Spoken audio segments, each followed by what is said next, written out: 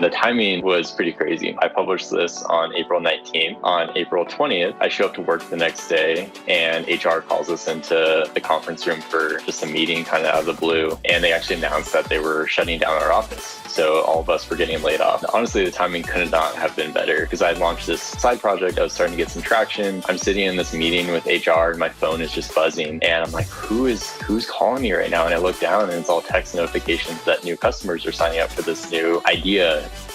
Welcome to Yaro's podcast, where you'll discover the stories behind world-class performers, business builders, and enlightened leaders. Can you believe it? This podcast started in the year 2005. It was one of the very first interview podcasts ever published, and I've loved doing it ever since the very start. However, the most important thing to me is the fact that you're here listening to my show. It means a lot to me. I put a lot of work into this, and it's all for you. Now, whether you're a long-term listener or perhaps this is the first episode you've ever downloaded, make sure you subscribe if you have not done so already. It's easy to do. Just open up an app on your phone or perhaps your computer, wherever you listen to podcasts. Could be Apple or Google, Spotify, YouTube, and just click that subscribe button and you'll get all my latest episodes as I release them. Thanks again for listening. Hi, this is Yaro, and thanks for downloading today's episode featuring Ryan Bourne, the founder of CloudCampaign, a social media content and distribution tool that he founded and has grown to 1 million a year in annual run rate. So it's a big milestone that he just passed here in 2020. September actually was when he hit that goal, which I discovered actually because I found his company listed in indiehackers.com, a website that I spent a bit of time on recently. It features a lot of founders and companies, and people kind of keep a diary of how their business is going, all the behind the scenes stories, kind of like blogging back in the old days, but it's all on this one site. Great community there.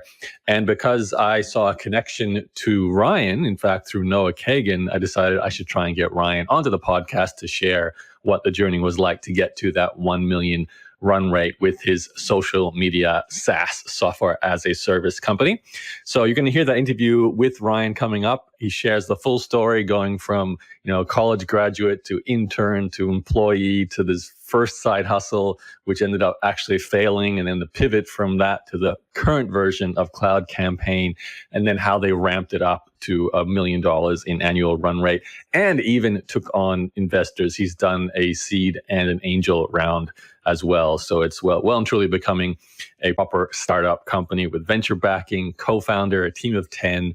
And frankly, the tool is really good too. I've started using it for my social media campaigns to automate and, create a calendar so that my content goes out. I found it very easy to use. And what I especially like about it is how easy it is to connect to all your social media accounts, including YouTube, which is unusual, I find, to have automated posting to YouTube as an option for those YouTubers who make video out there. So make sure you check out CloudCampaign as an option. But more importantly, this is a great interview with a SaaS founder. So if you're interested in SaaS or any kind of software-based startup and how someone was able to go from a standing start, basically created himself, have some failures along the way, and then almost give up, in fact, but finally have a breakthrough, discover some powerful marketing methods that help take things to the next level. You're going to hear all of that in this story with Ryan. I hope you enjoy it. Let's begin now. Hi, Ryan. Thanks for joining me today. Hi, Yaro. Thanks so much for having me. So I'd love to learn about the backstory behind CloudCampaign.io, which is the company I discovered you through, or correctly, I actually discovered you through Indie Hackers. That's a website that I've been spending a bit more time on. I know you're a fan of using Indie Hackers as well, kind of a place to track the progress of your business, but also see what other people are doing and talk to other entrepreneurs. I came across your company, and then I just read a little bit of a background about what you were doing. What's interesting about Indie Hackers is you can reveal your run rate as you tell your story, which you were very generous to explain. I think the last post I saw from you is you just hit the 1 million annual run rate mark back in September of 2020, which is awesome. Congratulations. Thank you. And then I saw Noah Our mutual friend was an advisor, Noah Kagan. So I was surprised to see the connection. Maybe not surprised because Noah's well known. So I'd love to hear how that came about as well, and why you chose to get an advisor in that way. But before we do any of that, I mean, we can give a quick intro to what CloudCampaign.io is, but I'd actually like to dive even further back and talk about your younger years, no matter how many there are there. So, but first of all, what is CloudCampaign.io? Sure. So CloudCampaign is a digital SaaS platform that helps marketing agencies essentially scale social media management. Today, social media management is really difficult for agencies that manage a lot of different brands. And most of the tools that are out there are focused on individual brands or consumers.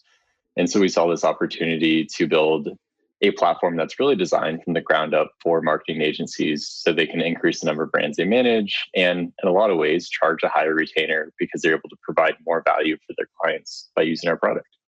And I've actually been using it. I dived in and became a free trial and a customer now too. I've used a few tools similar to yours. I'd love to talk more about differentiation strategies, heading into what you might call a somewhat crowded marketplace. Before we do any of that, can we go back in time? Where are you born, Ryan? Sure. Yeah. So I grew up in Southern California and I then moved up to Santa Barbara where I went to college at UCSB and then kept moving up north and just following the coast and ended up graduating there and moving up to San Francisco Bay Area for work. What degree did you graduate with? I got a computer engineering degree. So what's the plan to work for a startup from day one as an engineer? Not necessarily a startup. I kind of followed my brother's footsteps. He's 3 years older than me, and he also studied computer engineering. He went more of the corporate route and worked at Boeing and then more recently Microsoft. And so I thought I was going to do something similar. And it's actually a funny story. I was standing at the career fair at UCSB, where all the different companies are showcasing the different roles that they have and the cool technologies they're working on. And there's this huge line in front of Google.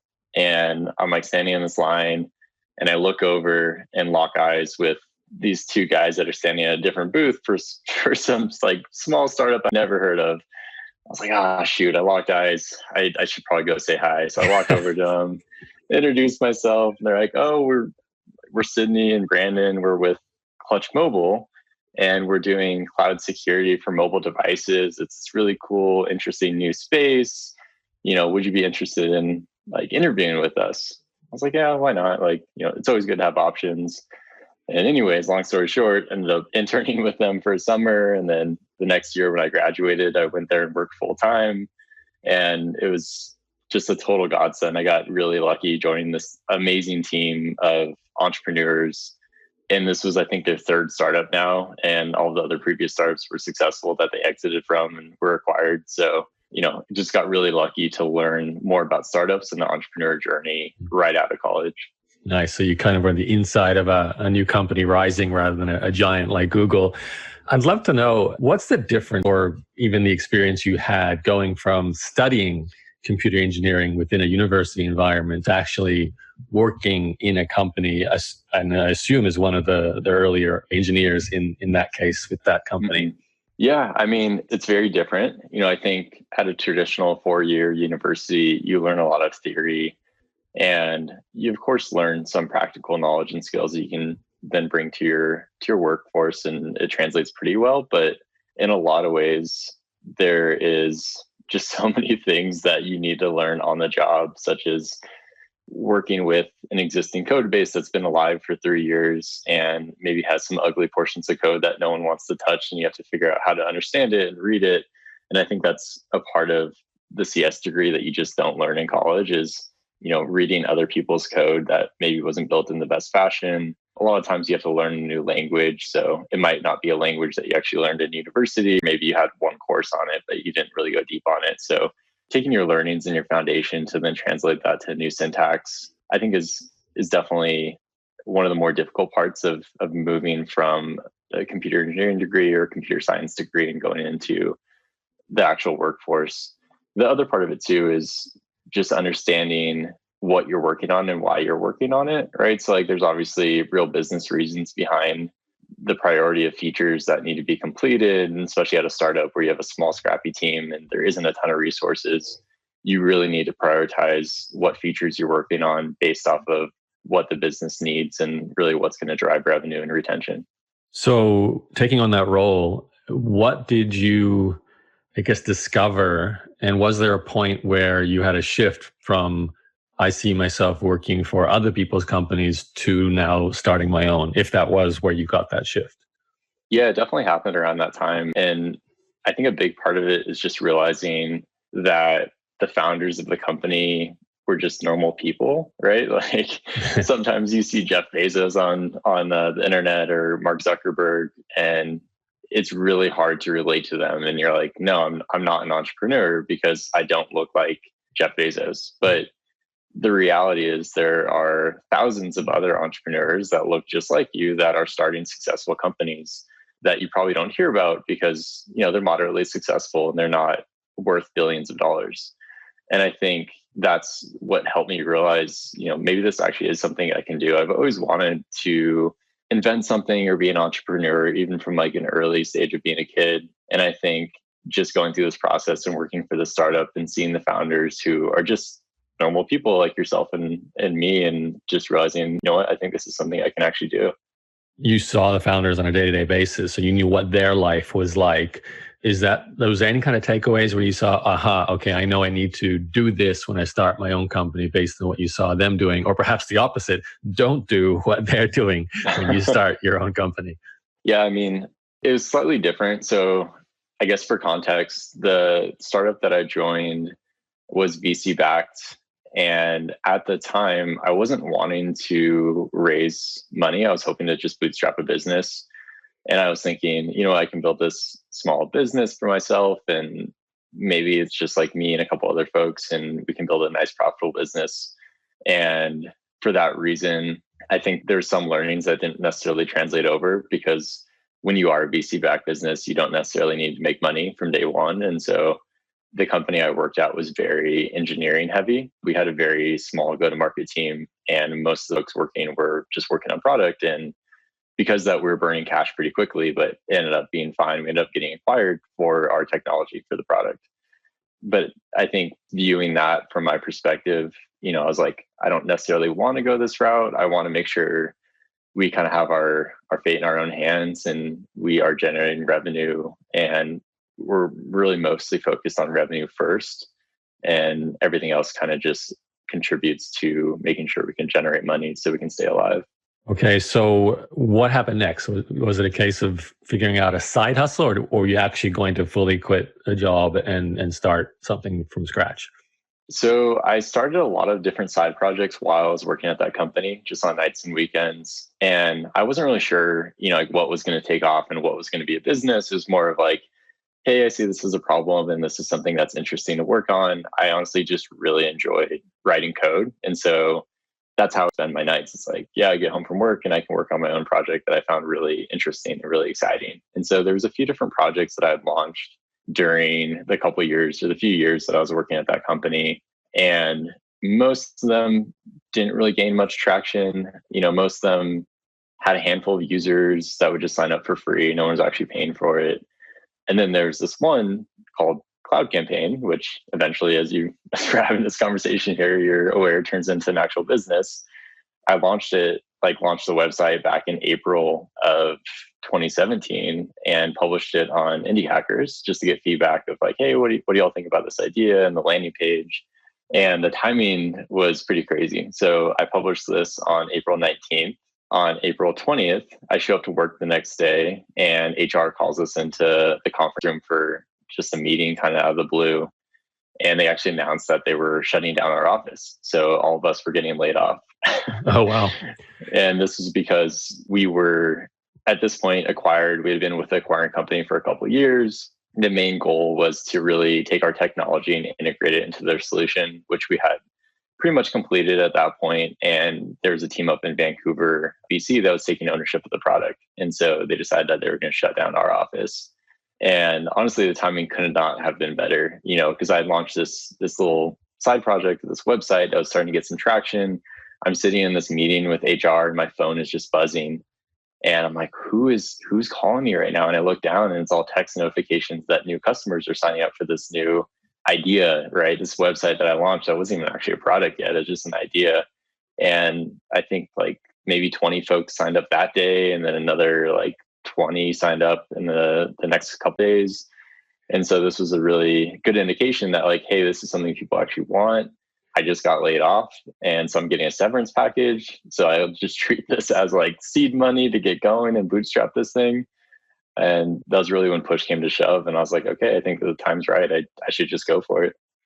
So 20 to 40 customers, you're saying, came from this post you made on Indie Hackers. Can you explain a little bit more, what was that initial offer, I guess, because you had an idea to solve a problem, and then you say customers, so you were charging money from day one. How do you do that without an actual product or service? Like, what was that offer? Yeah, so sorry, let me correct that. So these were not actual paying customers at this point. These were more prospects saying, I'm interested in this. Like, once you build it, I will pay for it. Okay. Right? What so was this?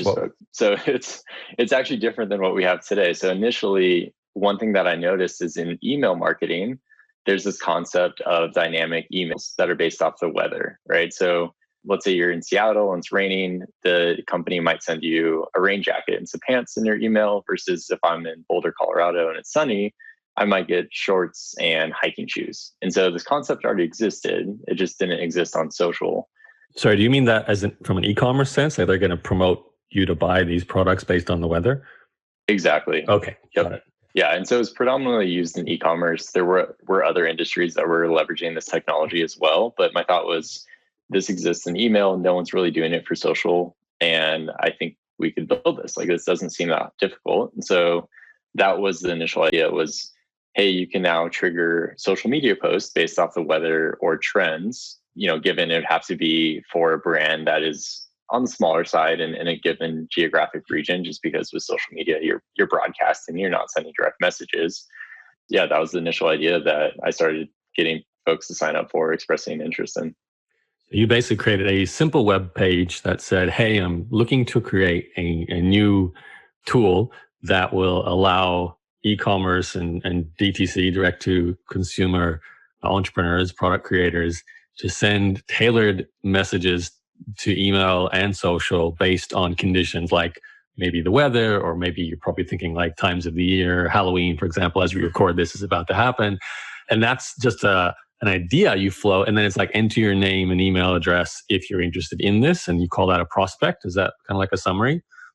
Exactly. And it was, rather than saying, hey, this is an idea or this is what I'm thinking about making, it was more of, hey, here's this product, which did not exist yet, but they didn't know that. I created mock-ups of what I thought the product would look like. And so, hey, here's this product. Do you want early access? Put in your email address and give me your contact info. Got it. So it's not like I'm going to make this. It's this actually exists. Here's the pictures of it. It's just not quite ready yet. You want to be a first user. So it's a very lean way of testing an idea. So, and you just posted that to the Indie Hackers community, which is like a forum type website. And that's where you got that initial 2040 signups. Exactly. Yeah. So the initial signups came from Indie Hackers. And then I later posted on Beta List and received another, I believe, like 80 signups from that. And then I posted on Product Hunt a little bit later once the product had actually launched, and got, I think, a couple hundred users to actually sign up and start using it from that. Let's bridge that gap, because I'm curious. So you get your email sign up saying, I want this, but it doesn't actually exist yet in terms of something that's functional. Do you just go home and you've been laid off, and you got some buffer of savings thanks to severance? You just sit at your computer by yourself and code a first version of this like web app? Is that, and can you do that yourself, or would you need other people involved?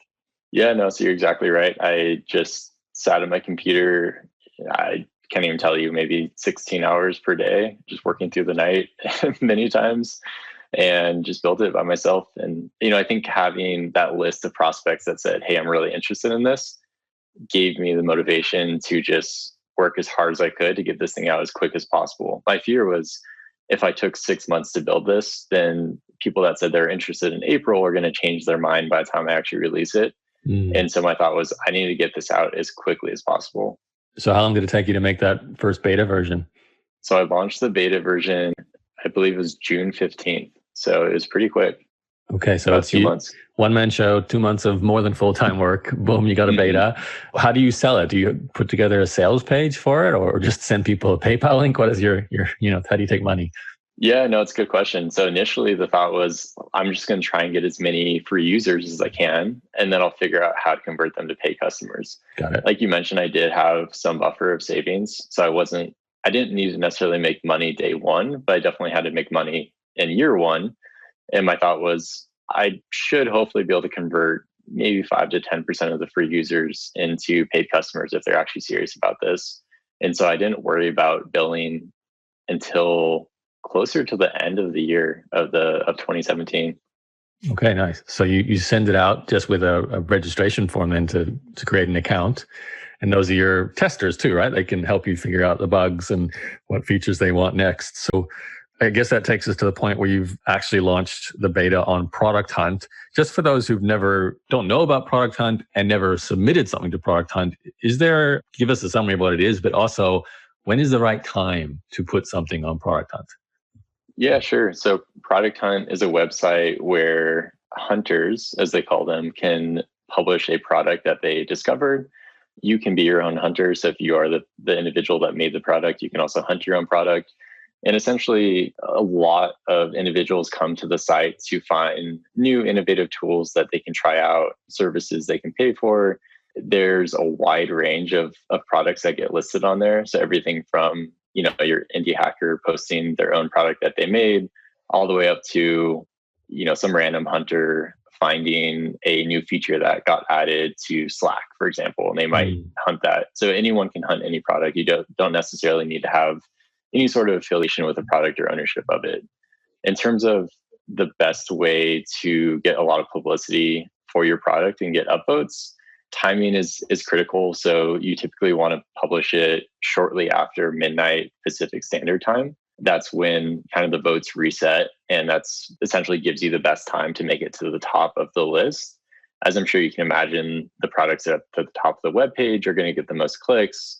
Accordingly, they're going to get the most votes. And so typically, if you can start the day towards the top of the website, you'll typically stay towards the top. Interesting. Okay, a little hack there for Product Hunt. But it doesn't sound like you need to have, if it is your own product you want to promote, you don't need to have a certain level of functionality. It's just, here's something. I mean, I've seen people even just post pictures of what they're planning on doing, I think, on Product Hunt without a finished version. So how did you go? So you followed that strategy, I assume, and what's the result for CloudCampaign? Yeah, so it worked out decently well for us. We actually found someone else to hunt our product for us. The reason being is if you have a lot of followers on Product Hunt, your followers will get notified anytime you hunt a new product. And so there's value in finding someone that has some clout on the platform. And so we found someone to hunt it for us. It did fairly well. It had a good number of upvotes. It was not the top product for the day, but definitely ranked pretty high. We had a good slew of traffic come from Product Hunt. I don't remember the exact numbers. Hundreds, thousands, millions? What's the roughly? Not millions. Okay. No, I believe it was thousands. Okay, not bad. Low single thousands. But yeah, for a website that, just kind of spun out of nowhere and didn't have any traffic otherwise, it was definitely a really exciting time. And I believe at the end of this, after the few different launches we did, had about 300 folks that were now using the platform for free. Okay. Now we should clarify at this point, CloudCampaign has nothing to do with what it currently does. It's still about tailored based on weather and so forth, campaigns for commerce. Take us forward. So you've got 300 people using it. You're getting feedback. How long was your runway too, in terms of your own financial savings and what were you planning to do next? Yeah. So I actually had a couple of years of runway just from my savings. And this was, living off of peanut butter sandwiches and ramen. So yeah, it wasn't living a luxe life. Paying San Francisco rents though?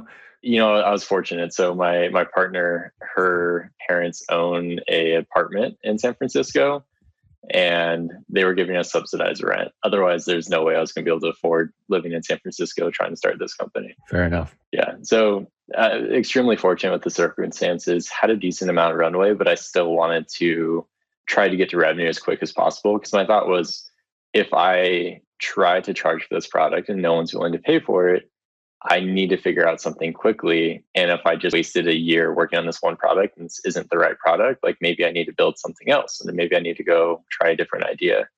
And so after getting those 300 or so free users, my thought was I need to build billing as quickly as possible, and ended up integrating with Stripe, which was pretty seamless. And I need to now start charging for the product. And it did not go as planned. Okay, what happened? I just had the assumption that, maybe 5 to 10% of customers or free users will convert to a paid product. And, if I offer some really compelling reasons to, then I can start making some money. And I essentially flipped the switch and emailed all of our users saying, hey, the free plan that you're on, we're going to keep it for life, but it's going to be limited in terms of what the functionality. If you want to continue using the product to its full capacity, you need to upgrade to this. I believe it was $5 a month at the time. It's extremely, extremely affordable. And one person switched over, and that was it. Okay, ouch. So how did you feel at that point? Totally deflated. I thought, man, I thought I was doing really well. I thought these 300 users loved the product. At the time, I didn't really have any sort of analytics to see how active these users were, right? Like I didn't know how frequently they're logging in, how frequently they're posting their social media accounts. I just assumed that they're busy and happily using the product. And I think what I realized was, no, that wasn't the case. There was only a handful of folks that were actually using the product, and only one of them was actually willing to pay for it. Okay, so how did you pick yourself up from the floor after that experience? What happened? Yeah, so I had some friends that were starting a company around the same time, and they were going more enterprise. And it just seemed like, okay, I can take kind of control of the reins here, and I can force this to work by going down a similar path. And so instead of just focusing on marketing, I pulled on some connections to get in touch with Mint. So like TurboTax and Mint, which are both Intuit companies, I got connected with their marketing team and I pitched them on the product. And their response was, wow, this seems really cool. It seems really innovative. I haven't seen anything like this. But we work with a marketing agency and they manage all of our social media. If you want, like I can put you in touch and you can pitch them, but we're not going to pay for this product on our own because we don't do our own social media management. And that was kind of the light bulb moment of like, wow, okay, if I can sell this agency, now I get TurboTax and Mint as an end client. But at the same time, this agency works with 30 other brands that are equally sized. Maybe this is the right path, and like I can just go after agencies instead of going directly towards the brands. Okay, interesting. So is that what you did? Exactly. Yeah. So that was the big pivot is, brands aren't willing to pay for this. There's a lot of different products that are in the space. It's really crowded. There isn't really much price elasticity. So customers aren't willing to pay a ton for this product. Mm-hmm. I think the bigger opportunity is agencies because no one is really building a tool for them and they're struggling to use these different consumer platforms. And so I essentially asked for the intro to the agency that Intuit worked with and had a great call with them. And they're like, yeah, these are different problems that we have. We don't really have a great solution today. Given my product was nowhere near where it needed to be, it at least helped lay down kind of the framework of what I would have to build in order for it to be compelling for them to switch.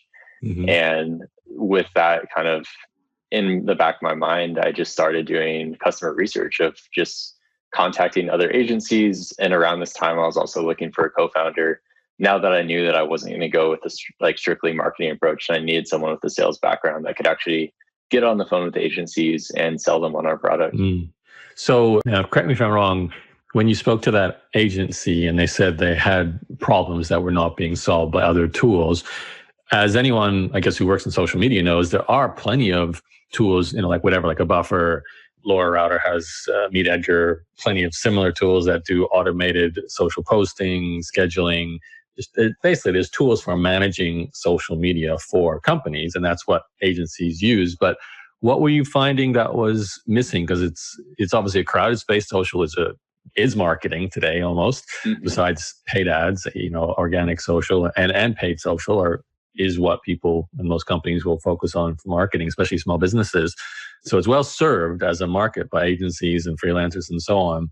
And for those who've never used CloudCampaign, the current version very much meets that need. But you must have seen some problems or not met needs within that vertical. Could you explain what it was, or did you grasp it from those initial conversations, or did it take more time?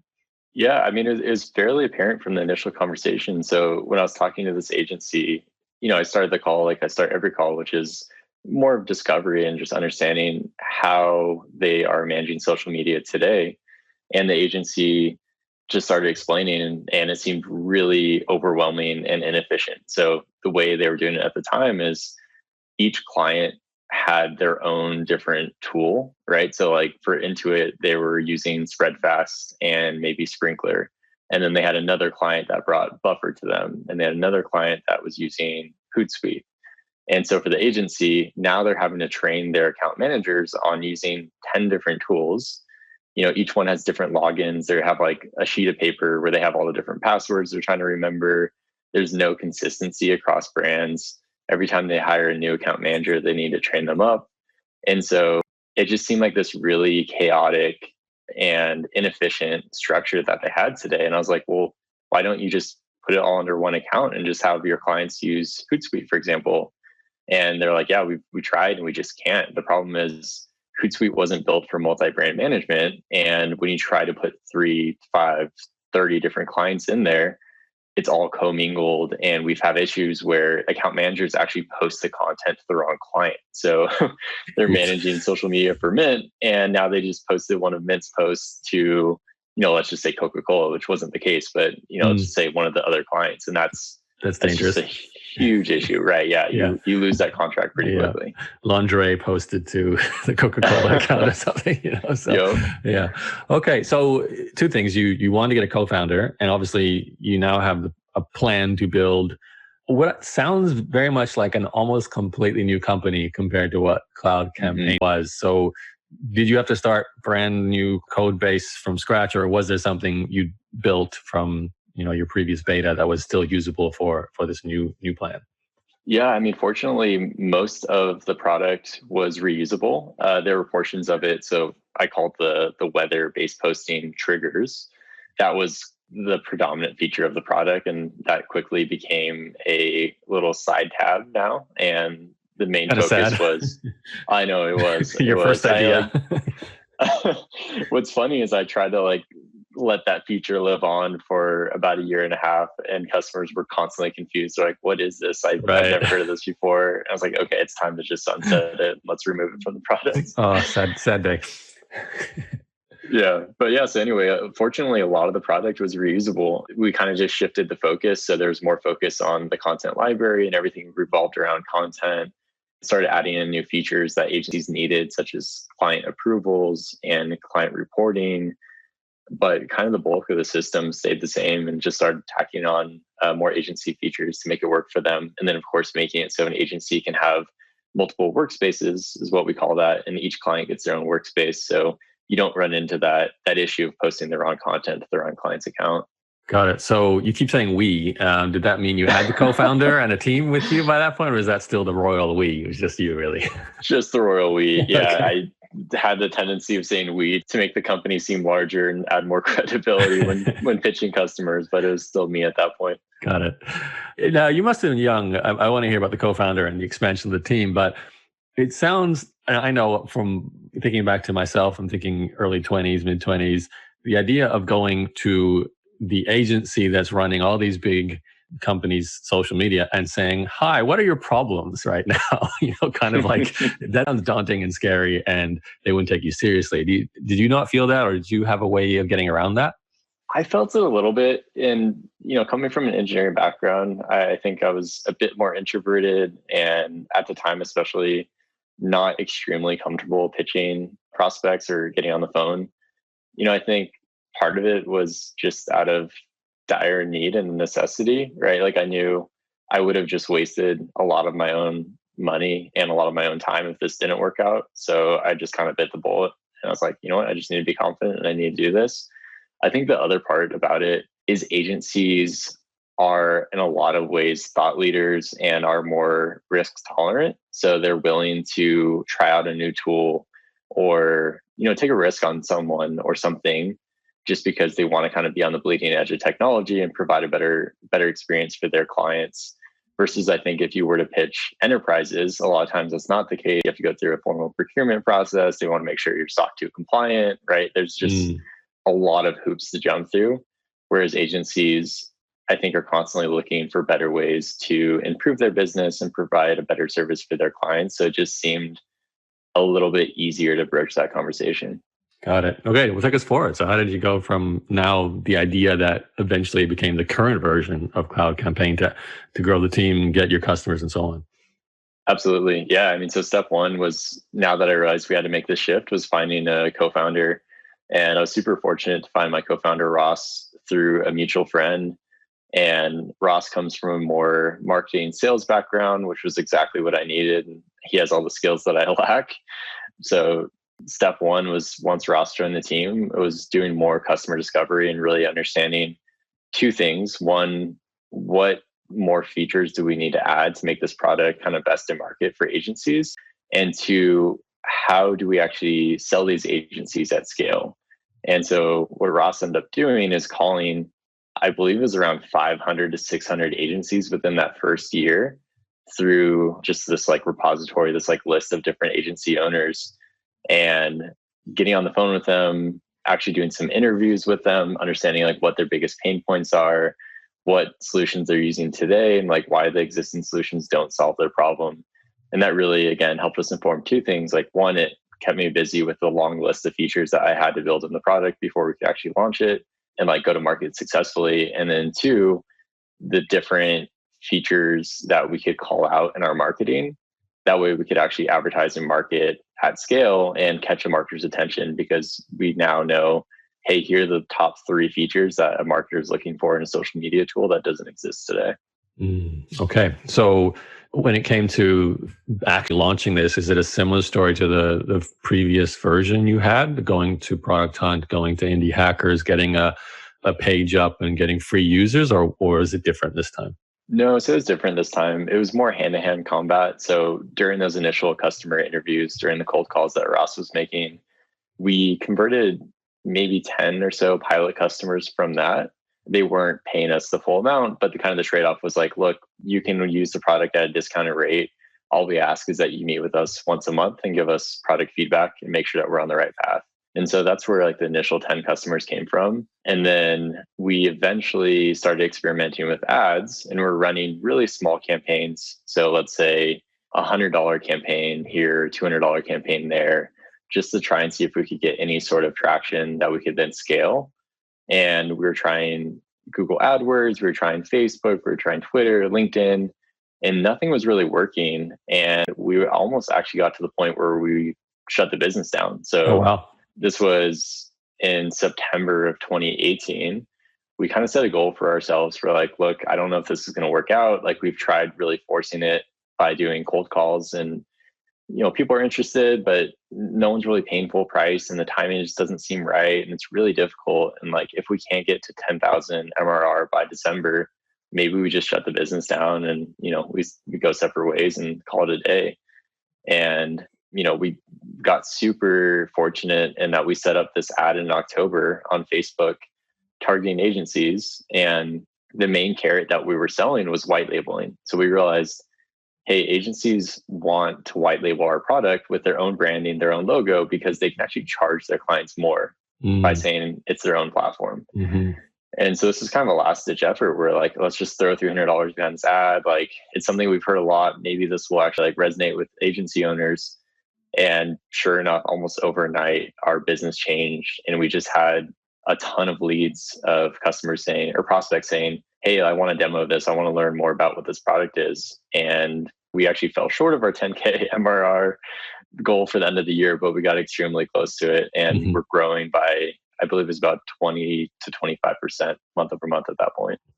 So, and this is like end of 2018, and now you're at $1 million annual run rate. So obviously it's grown about 8-fold, something like that, 8.3-fold. Take us through that chunk of growth. So obviously your team expands. I know, also reading Indie Hackers, it's like an insight into your company here, 10 people working for you. So obviously the team has grown. How do you scale and manage and hire? And is it all just that Facebook ad still driving all those new customers?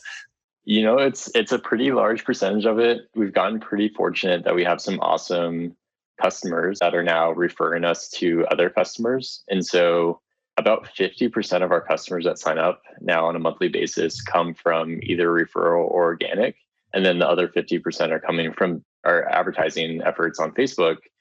And we've shifted our targeting a little bit. And now about half of our ad spend is going towards generating leads that will actually go through a demo with our sales team. The other half is focused on just self-service and putting our product out in front of customers and just getting them to kind of sign up on their own and start using the product without actually talking to anyone on our team. And how did the team grow? Because I know hiring is a challenge while you're actually running a company as well. It is, absolutely. Yes, we hired our first employee in June of 2019. So, after making it through 2018, almost going out of business, we were still heads down for a bit. We went through an accelerator program here in Boulder, Colorado called Boomtown. I think really helped us set the foundation and figure out there is a bigger opportunity for this. And, no one has really owned the agency space. And because of that, I think there's an opportunity to raise money and grow this to be an actual VC-backed business. And so we ended up hiring our first salesperson in June because that was kind of where our biggest bottleneck was in 2019. We then raised a small angel round of $175,000 just from local angels here in Colorado in August of 2019. And then we kind of proved out this theory. So we had this idea of hey, we have this Facebook ad and it's working kind of at small scale. We're getting 8 to 10x ROI on it. Our payback period was about a month at that time in terms of our CAC to our monthly subscription. And so the numbers made a lot of sense. And the thought was if we can just add a little bit of money to this and it continues to scale, we could have a really big business on our hands here. And so we raised that $175,000 to just prove that out. And everything scaled exactly as we were expecting it to. And so we said, okay, if we can do that with 200,000, what could we do with, let's say, $1 million? And so we set out to raise a more formal seed round in October of 2019, and then ended up closing that in January and raised 1.5 million. And then that just gave us the fuel to double down on our acquisition channels, but then of course grow the team kind of in all areas of the business. So what's it like raising money the way you did? Because that's a big transition from bootstrapped to angels to seed or A round. That means, not running the company. It means pitching. It means doing presentations. It means putting together documents with financial figures and, nice PowerPoint presentations and so on and so forth, right? How did you find that? As I'm assuming the CEO founder, you're the one doing a lot of that as well. Yeah, it was extremely time consuming and really difficult. And, it's worth noting that time when we were raising the seed round, I was the only person working on the product, right? So everyone that we had hired, the one person we had hired in June, Andrew, was on our sales team as an account executive. And then we hired an SDR, Becca, in December while we were in the middle of raising the round, who is an SDR. And so during this process, I'm trying to make sure there aren't any bugs in the platform and make sure the platform is stable and the project is still continuing to progress.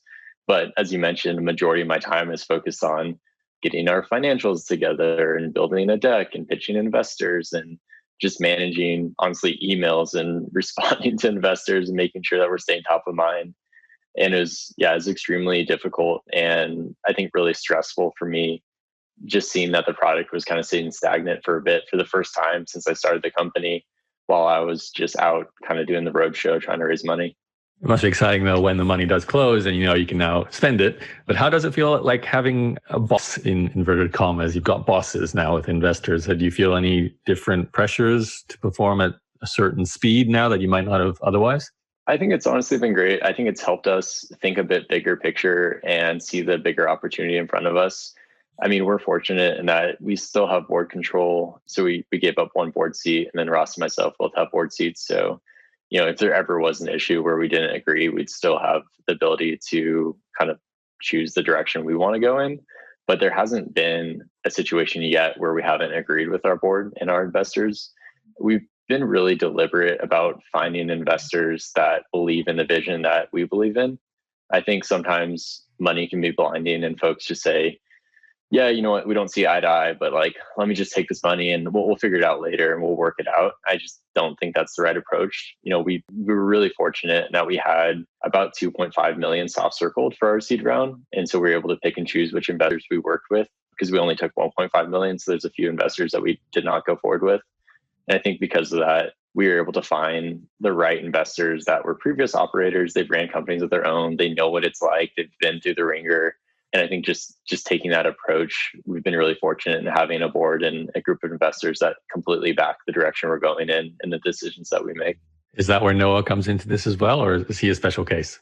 So I actually connected with Noah a while back. Yeah, this was back in the early days when I wasn't sure if we were going after agencies or going after e-commerce.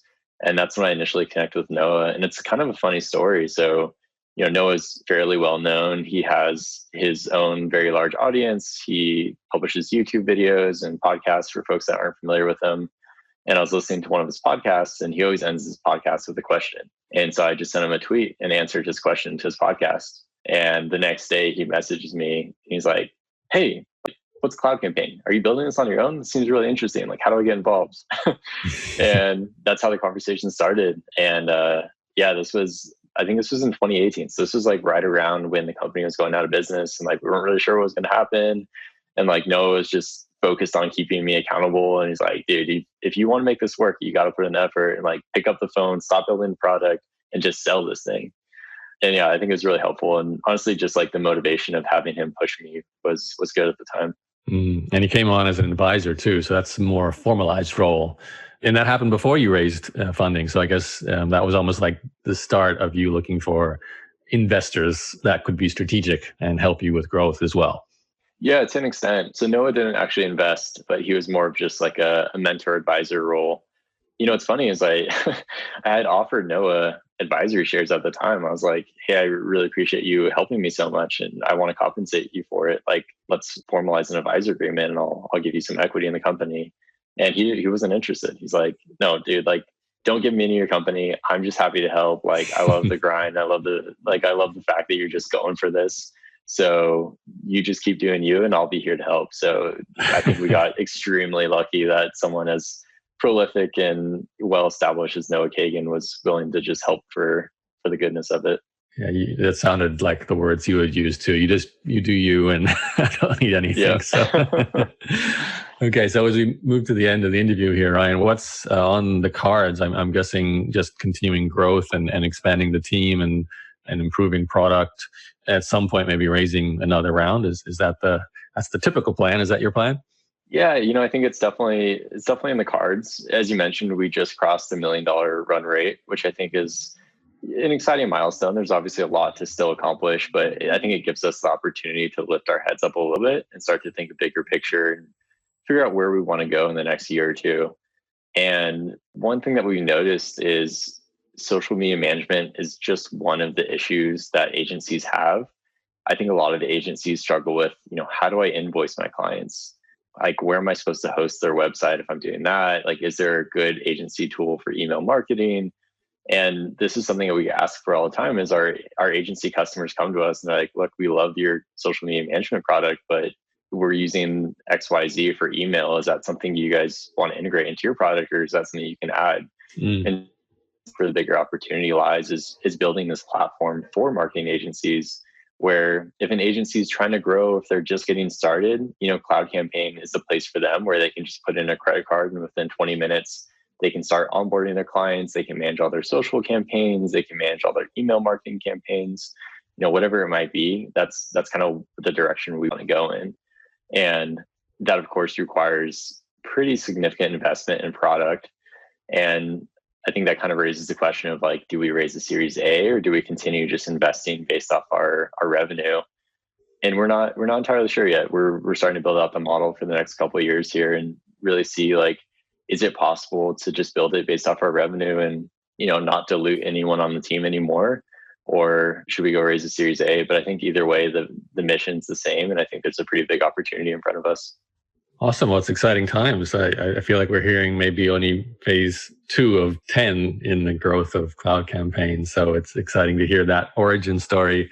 And thanks for sharing it, Ryan. It's been a fun ride. And it's great to hear that it was started as something, turned into something completely different. Well, not completely different, but somewhat different. And the people that have come through, like Noah, like your co-founder, that have, kind of made a difference and helped you move forward with it. Good luck too for the future. I think you're in a busy space, but you found a sweet spot maybe with agencies there, but also there's something about your software. I know from my experience with it too. I've used a few scheduling social tools. I just found yours the simplest. I like the big, click this to do this, and that's all I have to do. Yep. So I appreciate that, and look forward to watching it grow as well. So, last question: any websites other than CloudCampaign.io you want to recommend about yourself, and also anywhere you want to send people to? Yeah, I mean, you mentioned it during the show, but Indie Hackers is a great resource. I honestly started the company out of Indie Hackers, and now I've come full circle. And I was on their podcast last year, and I talked to Cortland a decent amount, their founder. And so I think that's always a great resource for folks that are just getting started and don't really know, where to begin. Like, how do you incorporate a company? How do you charge for your product? Getting feedback on your landing page. I think that's just a great resource. And as you mentioned, we're pretty transparent on there. So we share all of our revenue numbers, our website traffic, and different updates. And so if there's anything helpful for folks, they can always go check out our Indie Hackers page. And then I also blog on Medium from time to time, just at Ryan Bourne. And I'll typically go deeper into insights there. So like this past year, we started down the process of acquiring a company, and we actually backed out of it and decided not to do it. And so I shared the whole journey on there and why we didn't do the acquisition. And so if there's anything that's, of interest, that's probably the best place to dive deeper into it. Okay, interesting. All right. So you've got CloudCampaign.io, your company's page on Indie Hackers, and it was at Ryan Bourne on Medium. Is that the... Yep, I believe that's it. If you just search Ryan Bourne on Medium, it should show up. Okay, we'll put the link in the show notes as well. So perfect. Thanks, Ryan. Appreciate your time. Yeah, thanks so much for having me, Yarrow. I appreciate it. Thanks for listening to Yarrow's podcast. For more episodes, visit yarrow.blog and subscribe on iTunes or Google.